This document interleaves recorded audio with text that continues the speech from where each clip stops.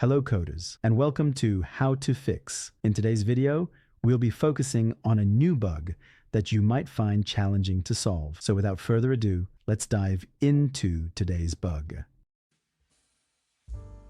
Let's now run code 1 that triggers the error and see the output.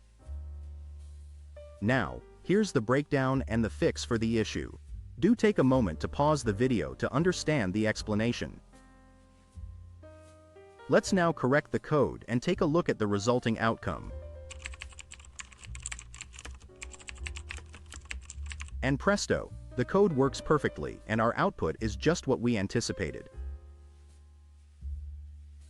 The bug is no more. That concludes today's video.